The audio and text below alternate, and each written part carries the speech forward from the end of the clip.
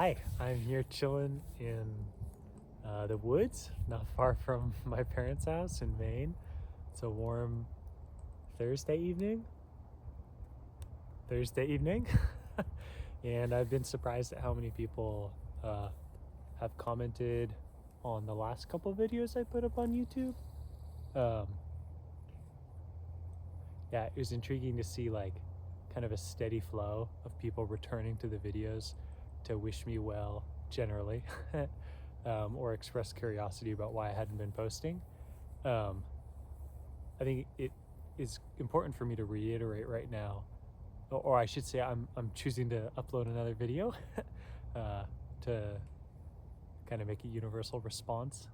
I have appreciated and been amused by people returning to the videos, and I apologize for being a poor storyteller and not providing clarity for, I guess, the people who are interested. But it's good for me to reiterate that the priority with these videos is for me to put something online that I can return to later. So I don't really need to tell a coherent story because I know the story. And yeah, I think a thru hike is a really wonderful lived experience, but there's a lot of it that's enjoyable after it's over as you look back and think of the accomplishment you've done or the experiences you had or the challenges you faced. And so that's why I put the YouTube videos out. The second reason why I put the YouTube videos out is because I wanted to capitalize on the appetite that I know is out there for Appalachian Trail vlogs. I'm not super keen on the sort of romanticization I think that happens when people vlog, and I appreciated it pretty early on when I saw a very long drawn out comment that, as I understood, expressed some frustration with the sort of narcissism that shows up in vlogging. I think it's good to acknowledge the narcissism. I don't think it's necessarily a problem. It's wonderful for people to share their journey and to point the camera at themselves when they have such a growing experience like what trail can bring. But I think it's important to acknowledge it. And I am excited about sharing things I think are substantive beyond the selfie. And yet I was happy to capitalize on the opportunity of vlogging to keep some memories. I wasn't able to journal in the same way because it was cold and it would get dark. I was also very tired kind of in life and needed to sleep, but also wanted to capitalize on kind of the algorithm game, knowing that people would watch and then I'd have 2,500 subscribers I could bring to maybe an ambition that would still be trail related and walking related, but might not have the same clickbait gravity that an Appalachian Trail video would. And then a third, or maybe the third one is actually the second one.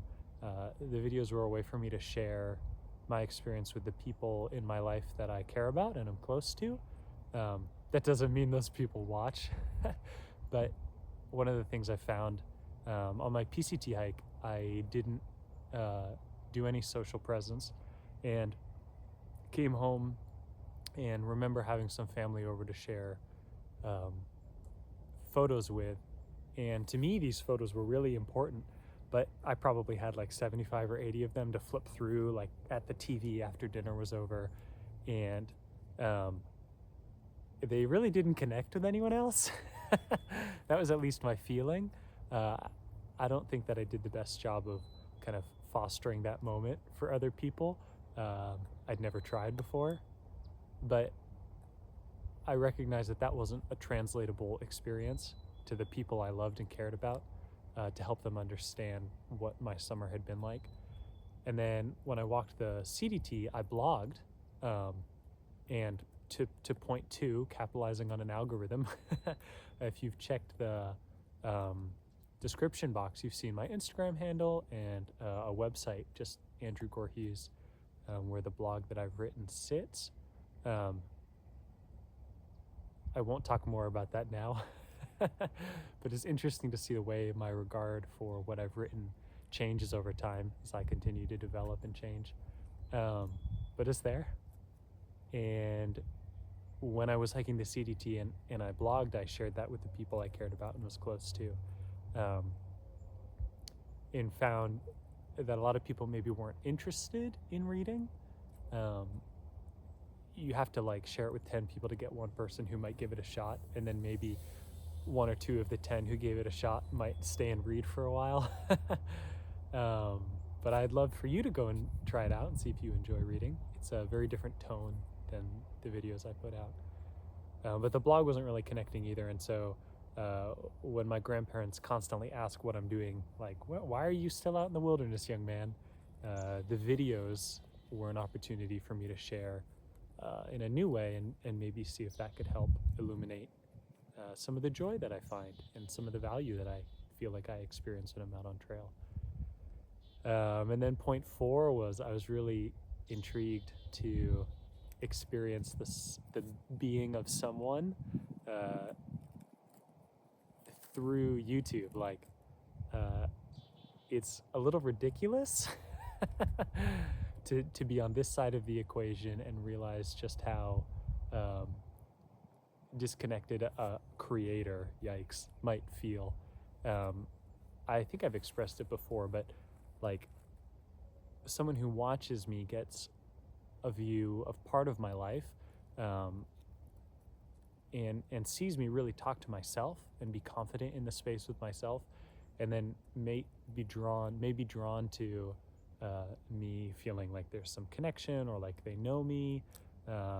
Maybe there's portions of me they're attracted to, not romantically per se, or like excitedly per se, but just like, oh, that guy's cool, I like that guy. And from my side of the equation, at least for me, who maybe can be kind of a jerk, or like a gruff, reserved, main introvert type, I don't know. I'm just like, man, I don't know any of you guys. And the one time, or maybe out of like the 3 or 4 times where people, wanted to connect, I connected with one person. And sometimes when people found me on trail, I like really didn't like that. So that was an interesting learning experience for me. I don't know that I'm speaking very coherently right now, but that was another reason for putting the videos up. That's a long monologue. Anyway, that's why I put the videos up. So when I just like stop posting, it's fine. I just live a normal human life and have normal human things going on, and I'm not on trail and don't want to make time to post videos. Maybe I will in the future, but since I've been home since Easter, I've had other things going on.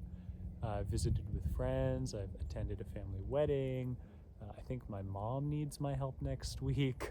I've ridden my bike a lot. I rode up and down the Maine coast. That was like a whole nother 10-day trip. I applied for a number of jobs, one for the summer I'm really hopeful I get, and 3 different places for a year's commitment as part of the chaplaincy certification. That is, like, I guess my career path at this point in life. I'm hopeful I get those too, and those could interrupt the hiking that I do. I don't know. We'll see.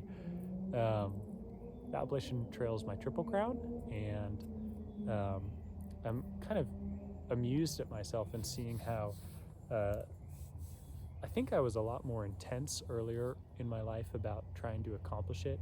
And I felt a lot of pressure to accomplish the hiking that I wanted to do in a timely manner, because I felt like it mattered to the timeline that I wanted to share with other people.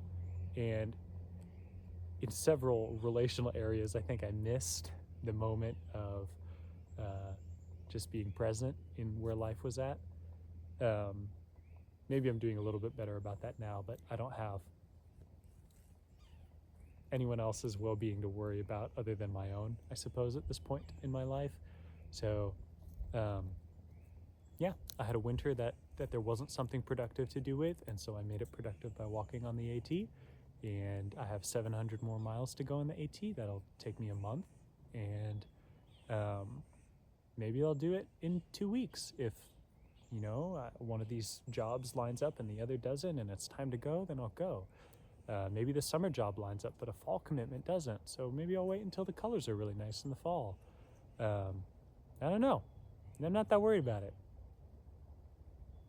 I think I've done so much of this walking in the woods stuff now that it's not romantic anymore. It's like, oh, I'm gonna commit to be alone for a month while my friends like get together and hang out. Like, that kind of sucks at some level. It's not some once in a lifetime journey at this point in my life. It's not, you know, an experience I've never had before, so it doesn't strike me as like an overwhelming challenge. It's just me choosing to spend my time outside all the time, which is a great metric for a well-lived life, I think. Yeah, I'm really excited to get back on trail whenever it happens. It'll happen soon, and then hopefully I'll have some work and productive things to do with myself, because not having a way to apply oneself is the worst. And then I'll do other trips that are a lot more intense and scary to me at this point in my life than the through hiking in the past now seems. And yeah, I'll use the 2,500 of you that have decided to subscribe to this channel to hopefully build some momentum with what I try to do then, because I think it will be valuable. And at this point, I'm not going to say anything about it. I don't know, it might not even happen. Maybe I'll get a job and make some commitments, and then through hiking will be something I return to as a 60-year-old. Who knows? Yeah, thanks for checking in on YouTube. I think it's very kind to hear and see the way people have continued to think about me and continued to care, even if it's only at the extent of, where's my coffee entertainment? Maybe that's being a little jaded, a little ungracious. I don't know. Yeah, don't get too invested. I'm just out here living, and there are lots of people living all over this place. And so you can enjoy your own life and enjoy the people that you come across wherever you go in your own life. We're all the same. Okay, this monologue's done. It'll be fun to see what you comment.